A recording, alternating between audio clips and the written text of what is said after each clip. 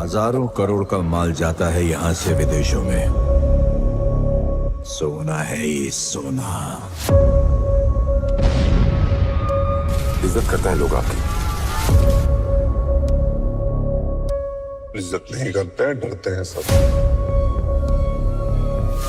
और डर की यही दिक्कत है कि कभी भी खत्म हो सकता है।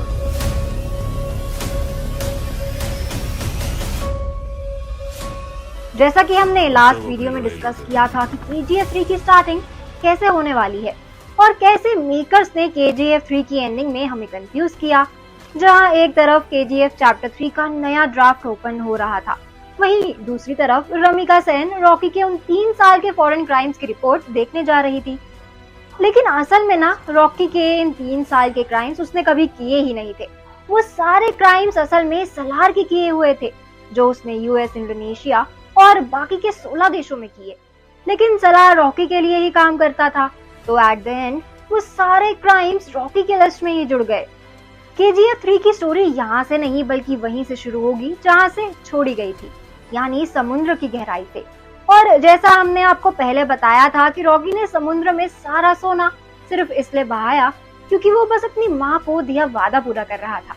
क्योंकि अधीरा के मरने के बाद रॉकी दिल्ली पहुंचने से पहले ही अपने लोगों को ये काम देकर गया था कि उसकी माँ की कब्र इंडियन ओशन में एग्जैक्ट उसी जगह पहुंचा दी जाए, बिल्कुल समुद्र तल पर, जहां चाहकर भी कोई ना जा सके।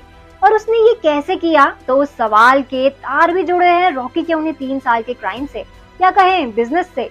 सलार जहां रॉकी के गोल्ड को सप्लाई करता था, वहां से उसने हाईटेक मशीनरी, वेपन्स और बड़े बड़े जहाज उठाए थे, जिसमें से कुछ उसके चॉपर्स थे, कुछ शिप्स थे, कुछ प्राइवेट जेट्स और 2 सबमरीन।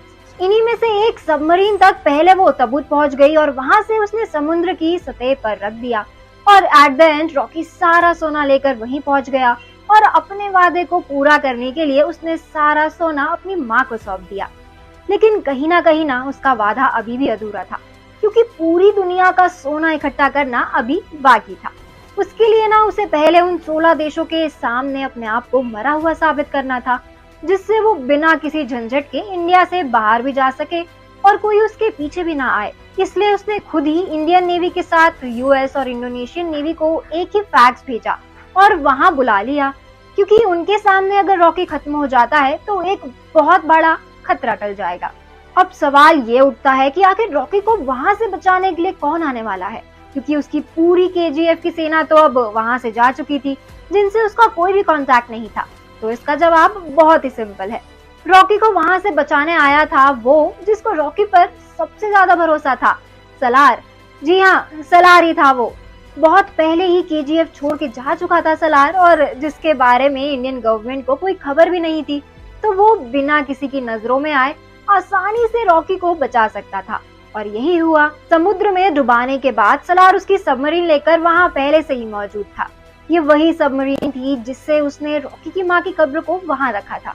जहां एक तरफ सबका ध्यान समुद्र के ऊपर मौजूद रॉकी के शिप पर था, वहां समुद्र के अंदर मौजूद उस सबमरीन पर किसी का ध्यान नहीं था। इसी का फायदा उठाकर सलार उस सबमरीन से रॉकी को लेकर निकल गया।